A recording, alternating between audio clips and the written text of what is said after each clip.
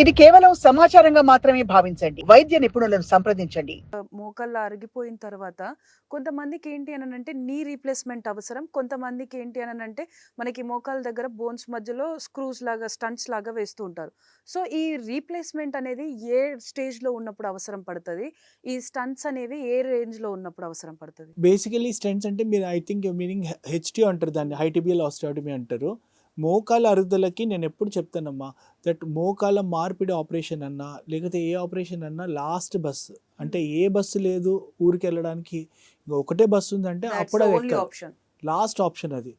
మోకాళ్ళ అరుగుదలను మేనేజ్ చేయడానికి చాలా మటుకు మందులు, అంటే నొప్పి తగ్గించడానికి మందులు, కార్టిలేజ్ డీజనరేట్ కాకుండా ఉండాల్సిన మందులు, లూబ్రికేషన్ పెంచడానికి మందులు, జాగ్రత్తలు కింద కూర్చోకపోవడము, మెట్లు ఎక్కి దిగకపోవడము, యాజ్ మచ్ యాజ్ పాసిబుల్ బరువు నియంత్రణలో పెట్టుకోవడము, ఇవన్నీ జాగ్రత్తలు ఫస్ట్ స్టేజ్ అనమాట.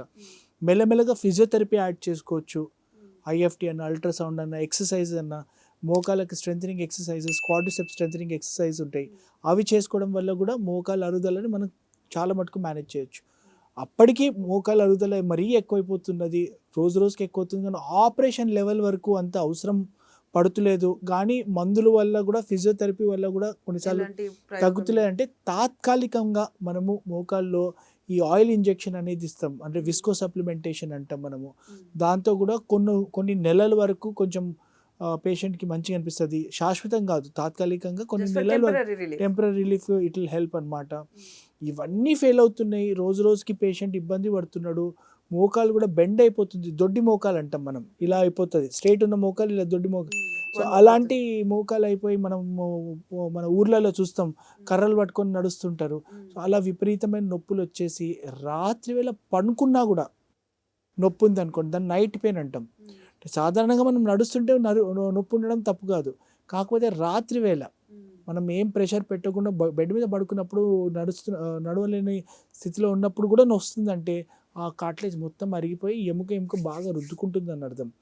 అలాంటి నైట్ పెయిన్ ఉన్న వాళ్ళకి మోకాళ్ళ మార్పిడి ఆపరేషన్ అనేది మనం సజెస్ట్ చేస్తాం.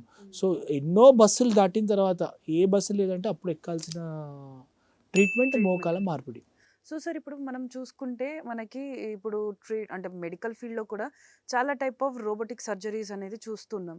సో, ఈ రోబోటిక్ సర్జరీ అంటే నీ రీప్లేస్‌మెంట్‌లో ఈ రోబోటిక్ సర్జరీ ఎలా ఉపయోగపడుతుంది? ఇప్పుడు రోబోటిక్ సర్జరీ అనేది ఒక రెవల్యూషనరీ టైప్ ఆఫ్ కాన్సెప్ట్ అమ్మ.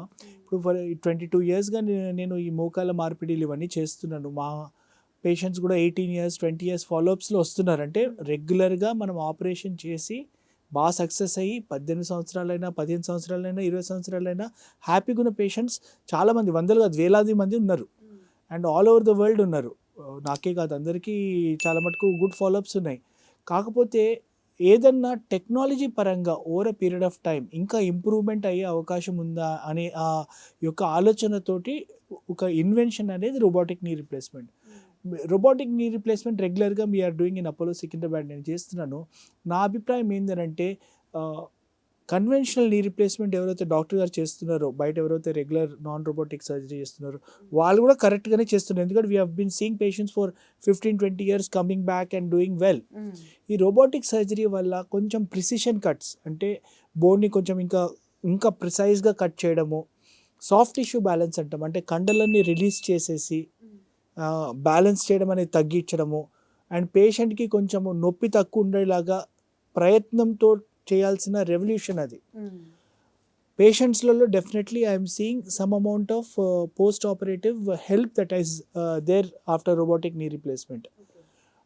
లాంగ్ టర్మ్ రిజల్ట్స్ ఇంకా చూడాలి మనం, ఎందుకంటే రోబోటిక్స్ వచ్చిందే few years back, 3 to 4 years or 5 years max మన ఇండియాలో అండ్ హైదరాబాద్లో. So over a period of 20 years ఇది ఎలా డెవలప్ అవుతుంది అని చూడాలనేది చాలా చాలా ఇంపార్టెంట్. కన్వెన్షనల్గా చూస్తే మనకు ఆల్రెడీ ఎస్టాబ్లిష్డ్ డేటా ఉన్నది. 20-30 years patients are doing very well. రెగ్యులర్గా మోకాళ్ళ మార్పిడి ఒక సీనియర్ సర్జన్ అన్న, రెగ్యులర్ సర్జన్ దగ్గర ఎవరైతే చేయించుకున్నా కూడా దానికి ప్రిన్సిపల్స్ ఉంటాయి. ఆ ప్రిన్సిపల్స్ ప్రకారంగా చేస్తే ఏం దోకా లేకుండా పేషెంట్స్ హాయిగా హ్యాపీగా ఉన్నారు. రోబోటిక్ ఎలా హెల్ప్ చేస్తుందంటే మేబీ ఇంకా కొన్ని ఇయర్స్ యాడ్ చేయొచ్చు, we don't know. As of now ఇది కొత్త టెక్నాలజీ కాబట్టి ఆ టెక్నాలజీ పేషెంట్స్ మనం వాడుతున్నాము. అది డెఫినెట్గా కొంచెం మనకు పోస్ట్ ఆపరేటివ్గా నాకు కూడా కొంచెం డిఫరెన్స్ తెలుస్తుంది. బట్ అది ఎన్నో సంవత్సరాల వరకు ఇలాగానే పనిచేస్తుందా లేకపోతే దీనికంటే ఇంకా బెటర్గా పనిచేస్తుందా అనేది time only will tell. Robo surgery చేయించుకోవడం వల్ల పేషెంట్కి కొంచెం better precise cuts, better soft tissue release, less pain అని ఆ యొక్క క్లెయిమ్ ఏదైతే ఉన్నదో we are seeing in patients, there is no doubt about it. But same thing can also occur in conventional in a good surgeons hands. So both surgeries are good. నేను చెప్పేది ఏంటంటే I feel that man and machine ఇద్దరు కలిసి over a period of next few years they should develop into more evolved what you call collaboration and maybe give more number of years to patient related follow-ups and painless total knee replacement or total hip replacement or anything for that matter. We are in just the starting of the technology, so we have to just see. So sir ఇప్పుడు ఈ robotic surgery తర్వాత patient recover అవ్వడానికి ఎంత time తీసుకుంటుంది compare to this conventional? Mostly maybe I can say a little, maybe 5 to 10% little more faster is what I can say, because I have seen some patients of my robotic surgeries, they have got very good immediate relief వచ్చింది. అది ఎందుకు ఉండొచ్చా అని నేను ఆలోచిస్తే maybe soft tissue release అంటే కండలని మనం కొంచెం రిలీజ్ చేస్తాం, ఆ రిలీజ్ కూడా కారణం అయిండొచ్చు అని నా అభిప్రాయం. But again we are very much in the early stages. Really అలాంటి ఎఫెక్ట్ ఉందా లేదా అనేది మనకు over a period of next 10 years తెలుస్తుంది. యాజ్ ఆఫ్ నౌ రెండు almost at the same time they are working. For example Monday రోజు operation చేస్తే robo surgery patient Wednesday discharge అవుతున్నారు అనుకోండి, మండే రోజు ఆపరేషన్ చేస్తే రెగ్యులర్ పేషెంట్ థర్స్డే రోజు discharge అవుతుంటారు. కొన్నిసార్లు వాళ్ళు కూడా వెడ్నెస్డే డిశ్చార్జ్ అవ్వచ్చు, we don't know. So it is something in evolution. It is a very good revolutionary technology which if people can undergo, definitely it is wonderful. But how much it is really going to help us in the future for the next 10 years తర్వాతనే మనం ప్రాపర్గా చెప్పొచ్చు.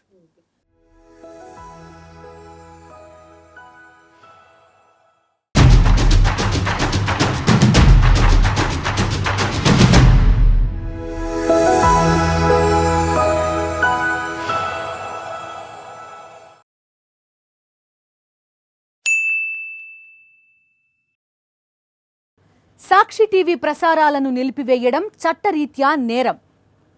సాక్షి TV ప్రసారాల కోసం మీ స్థానిక cable ఆపరేటర్ని వెంటనే సంప్రదించండి. డిటిహెచ్లో, ఇంటర్నెట్లో కూడా సాక్షి టీవీ ప్రసారాలను వీక్షించవచ్చు.